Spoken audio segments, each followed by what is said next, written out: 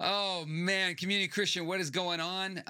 If Middle of you, summer? it's middle of summer. We took a bunch of people to the San Jose Giants game the other No, I night, missed which out. is fun. Maybe the Giants have some prospects there that will help them Yeah, it's in the probably future. was it a better Maybe. game than It was. I think they lost. I left just before the end, but we had to get the kiddos home. But it was a great evening, and yeah, better than what we're seeing out of the San Francisco Giants Oh my lately. So goodness. I think you and I are in agreement as fans. Like, hey, it's time to trade everybody, reset, Yeah. just go for it. Wipe the clean. Wipe it clean, restart. There's a lot of Yeah. work to be done there. Hey, one of the things recently that happened in the ministry life around here is Justin went up to Johnny Camp, and he can describe what that is a little bit. We prayed for you before you Yeah. went. He was invited to come be the camp speaker. It was up in the Santa Cruz Mountains. So tell people what Johnny Camp is. It's something you've invested in for many years. Yeah, Jen and I started going to Johnny Camp. They call it family retreat now. We started going in 2014, and we've missed a few years here and there, but for the most part, been a regular routine or rhythm of our family in the summer. One of the things I talked to you about when I got hired is I'd like to keep doing this ministry. Keep if investing possible. in it. Yeah. And so it's a retreat for families that have disability involved in their, in their families. So it could be their kids. A lot of times right now, it's a lot of kids. Sometimes it's families that look like ours that have a parent that have a disability, and my kids carry a weight, and obviously Jen does of ministering to me, and so to go to a family retreat for some of these families, it gives even the typical sibs, that's what they call them, a break. They get a buddy. So Yeah. my daughters had buddies this year still, which was great. Josh kind of did his own thing, but and then Jimmy had a buddy too. And so, they get what As you know, Josh is the oldest. He's Yeah, a teenager now, Josh kind is of do my his oldest. thing, but everybody else Yeah. gets somebody to hang out with. Yeah, so people give up and raise money too, or pay out of pocket, or give up. And there were some really awesome people. Like they run companies, they're on boards of companies, they're professors. They give up a week of time to come and just do life with someone that's been touched with a disability or by a disability, or takes care of a typical sib, and they just hang out with kids and invest in them, and they have a buddy. It's a really sweet way of doing summer camp, and it gives these families that don't necessarily get to go to like a regular summer camp, to be in a This might not be accessible for whatever reason. Exactly. Yeah. There's not a lot of accessibility even at the summer camp we go to. Jen and I walk around and go, I don't know how you do it, and we actually helped a girl who was in a wheelchair try to point out some ways to get around summer camp back in June. But it's a really interesting way to minister with people. And one of the things that happens is these families, this community of people, that some of them have been connected for a long time. There's one family that's been going for 30 years. Wow.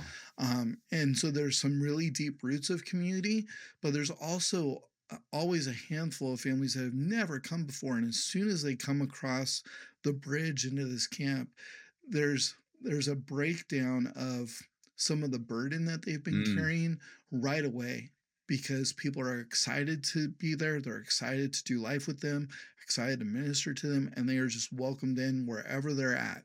And these families don't have to worry about people asking about a diagnosis, or they're not nervous about sharing like life's been hard this year, or I hate our doctors, or insurance, or our marriage is struggling, or like my faith is struggling. Like everybody just kind of can get across this bridge, and there's such a commonality in the journey that it's not the same path, but the paths are alongside of each other, that it breaks down a lot of walls for these families that, for some of them, not all of them, but for some of them, this is the 1 week out of the year where this might be the only church that they do because of church hurt or whatever. And so it was a real honor for Jen and I and my kids to be able to go and to minister and to preach. And it's still one of the sweetest and hardest rooms for me to teach in,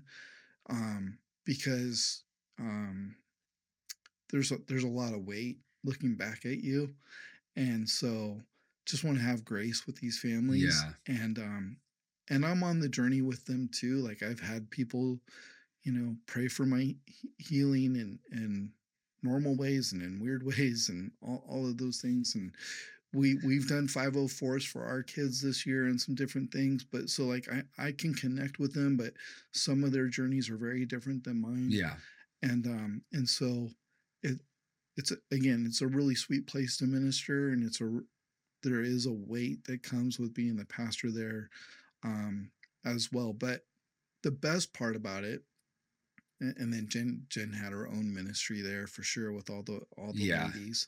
But the best part about it is just the deep community. And like I said, even if somebody's never been there before, they come across that bridge and they're like, I didn't know something like this ever existed Yeah. for myself or my kid or my typical kid.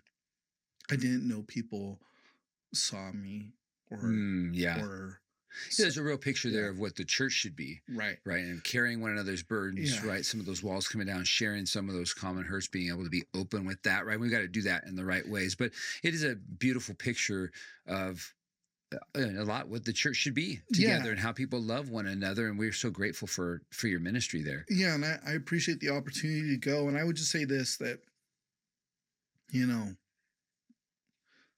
yeah, I agree that our churches should be that way, but so many of our hurts are on the inside that we don't necessarily have to share them as soon as we come across the bridge or go through the Mm, door. The the journey is obvious in some of our lives by the way that we walk or mm, can't walk.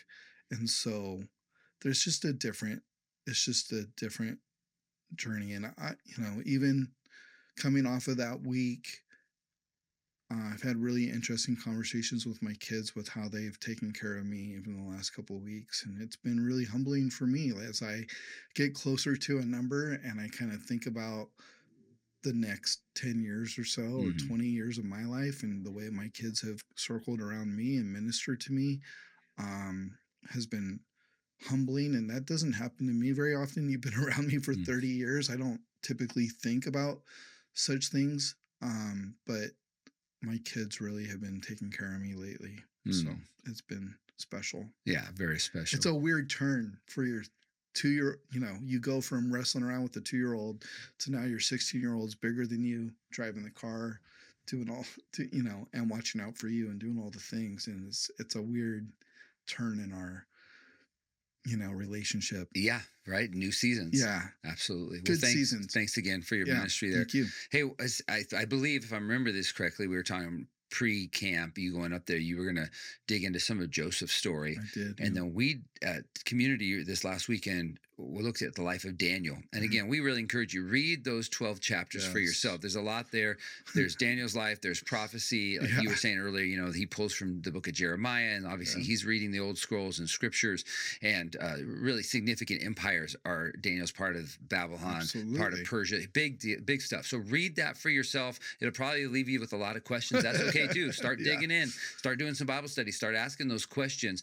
But there's a lot of parallels between Joseph and Daniel and these two men who chose to follow God in difficult times in foreign cultures. Yeah. And in many ways, we live in a foreign culture. Our home is in eternity with the Lord. We're citizens of heaven if you're a follower of Jesus. And every day we live in a foreign land. It's Yeah. not our final place. And It's so not our there's home. a lot we can learn for these two men. But what did you see as some of the parallels between their lives, which is, again, they're just trying to do the right thing before the Lord. They're trying to honor God in the environment they ended up in. Yeah. So, Joseph, I did 3 messages at family retreat. He's in the pit, he goes to the prison, and then he's in the palace. Mm, And Daniel's story does similar themes, not exactly the same. In one sense, getting taken from Jerusalem to Babylon is a pit, it's a yeah. prison, it's unfair, it's unjust, and yet he resolves himself. And you talked about this yesterday or Sunday. Yeah. Um, he resolved to be faithful and to stand up, and that's exactly what Joseph does. He stands up to Potiphar's wife. He stands up to um, the prison guard. He just remains faithful, and God remembers him, and God does some things. And then what happens is in Daniel chapter 2, Um, Daniel is brought before King Nebuchadnezzar to interpret dreams. Same thing happens with Joseph. Yeah, interpreting And dreams, and yeah. then they And they both both give credit to the yeah, Lord, right? They didn't exactly. own that They that was both could have them. said, "Yeah, I have a superpower. I have a gift. Whatever," and they didn't leverage it for their release, which is really interesting. So like Joseph could have gone like, "Hey, I've been down here for 2 years, bro, forgot about me. You know, I want out Yeah. and I'll interpret This is your my dream." bargaining chip. Yeah, it's It my wasn't used that yeah, he way. didn't do it. Neither does Daniel. They both give credit to God that God's in charge of dreams, God's in charge of visions. God's the one who sets up seasons. Okay, it's not worded the same for Joseph, but like Joseph says, there's going to be 7 seasons coming up here. Mm, There's going to be some things going on. Um, and then they both end up in positions of authority or authority, influence. yeah. They're people of importance, and they're both leading in anti-God countries. They're pictures. Whether it's Egypt or Babylon, they're pictures of systems, kingdoms that are anti-God, and these men are in the highest position that they Yeah. probably can go to be of influence, not just not just spiritually. And I think that's really important. Are they there to lead spiritually? For sure. Has God placed them there to be a light in a dark place? Absolutely. But these guys are both really good leaders too. Yeah, they're gifted administrators, gifted leaders. They know how to put systems in place themselves. They're both honored for that. And part of what gets them, not part, but what gets them there is this integrity. Yeah. This I'm putting God first. And that was seen. Yeah. And they gave credit to God. They didn't try and leverage what God was doing through them for their own gain. Yeah. The leaders put them in place, seeing how God was using them and working through them. There's a lot to be learned there for us as we follow God day to day of doing the right thing with integrity, putting God first.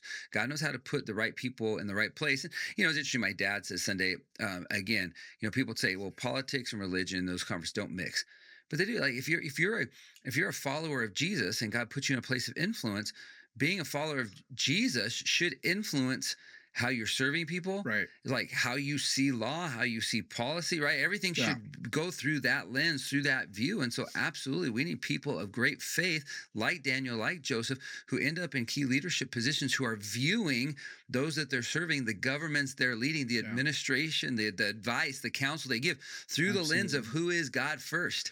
And so, And I would say God goes ahead of you in that. Yeah. So like, I know I don't think that, and I wish we had a few more verses. My guess is that some of these situations brought some fear to people. They weren't sure what was going to happen. At least we know that for like someone like Moses. What happens if they don't like me? What happens if they don't believe me? What happens if they don't trust me? What happens if this happens? And Moses had all these excuses, and we talked about Moses, but he goes and he's still faithful to what God's called him to do, to say some things to Pharaoh. Joseph says some things to Pharaoh. Daniel says some things. Elijah, who we talked about a couple weeks ago, bold, faithfulness. This is what I'm trying to say is, if God's going to put you in the room for influence and for you to say the right thing to the right people and to the influencers in your companies or your schools or your community, your school board, maybe someone might stand in the Oval Office, and if you're going to be there and you're going to have an opportunity to shine the light of Jesus there, my guess is, because I read scripture, is that you're there for that reason, to be bold and say, Jesus. Yeah. Jesus is God's the one who interprets it. God's the one that put you here for a reason. And I think I've seen it on a minor scale in my life or in my friend's life, that they've been lifted up into places of influence in their own companies. And I think that I look at it from a pastor perspective and say, you guys have so much influence because you're Christ followers. Yeah.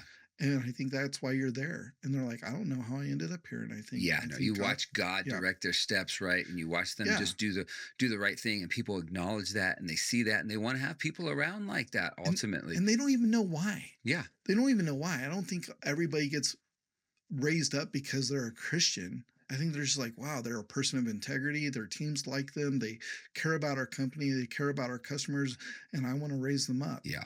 Or there's something about you that makes me want to knock on your door, and I know that you're a person of prayer. Like everybody knew Daniel was a person of prayer. That's why they wanted to chuck him in a Yeah. lion's den. Yeah. I think on the other side of that, I had a person in our church recently. There's a company that wanted to maybe bring them into the fold, but they realized in order to do it, they kind of, in a sense, had to live in the gray area because of way contracts and things are doing and companies work. And so this person who attends our church finally said to this company, listen, I can't do it. I feel like I'm going to have to lie in some way. And they're like, no, we can do this. We can make this work. Like, no, I'm going to have to lie. And they weren't sure how that was going to go over with this other company. Yeah. And this person from this other company said, I so appreciate you saying that. If you feel that way, because man, for you to say I'm not doing this because I feel like I would have to do something, violate my integrity Yeah. and violate the way God calls me to live. They're like, that's the kind of person we want in our business. And if the right position opens up that we can bring you in for, We'll come another back. position opens up, dude, you're the guy. Like Yeah. it made them more want this person because they did the right thing and saying no. Absolutely. And so that stuff matters. Yeah. God uses it. And so again, Joseph is raised up, Daniel, God uses Moses, right? Brings him out Esther. of the desert. Esther, it's unbelievable how the Lord does that. And if God puts a conviction in your heart, if you know this is the right thing to say or do, it doesn't mean it's going to be easy. We see from Elijah and others, there's real fear. Right. There's real concern. There's real feeling of like, I'm not the right person. I lack something to do this. But if God puts you, as Justin said, in those places and gives you a conviction through his spirit to speak up, to say something, do it humbly. Acknowledge if you know that it's from the Lord, where it's from, and that you believe you need to say it, and allow God to, you can in a sense sort the rest of that out. Yeah, I think the only person I think really wanted that audience was Paul, who said, I'm appealing all the way to Caesar because I want to stand there and tell him about Jesus. But for the most part, I think it's okay to be like, I can't believe I'm walking into this room or I'm having this dinner and I have to decide what I'm going to do now and be faithful. And I think one of the best things I thought you said with Daniel is it matters what happens in chapter 1 if you want to see what happens in chapter 6. If you want to see being rescued from the lions, you're not going to have that type of faith if you can't be faithful with what's going on in chapter 1. Yeah. By the time we get to like him in the lion's den, chapter 6, and his influence, he's just been faithful for decades. People forget that. It takes a long time. Yeah. He's seen his other friends, most likely knows that they were thrown in the fire furnace and God saved them. He knows that. He's around. Chapter 3, he's seen God work. Right. He's been faithful again and again and again. By the time he gets to that point where he stands in chapter 6, it says, I'm not stopping to pray. He's resolved. That takes years of walking with the Lord. And so, man, if you're not walking with the Lord, start now. Right? If you are walking with the Lord, keep being faithful day to day. The Lord is going to use that. Obedience matters. Obedience matters. Church, we love you. We're going to finish out with Ezra this next week, right? Daniel was in exile, had been taken out of Jerusalem. We're going to talk about what happens when people are allowed to go back to Jerusalem. Yep. And that wasn't an easy road either, but there's some key people we get to read about in Scripture and that history, because God's promise was, hey, if you go into exile, right, if you turn back to me, I'm going to allow you to return. God had told them all that in advance, and we see it play out in history and get to talk about it a little bit. Absolutely. See you this week. See you.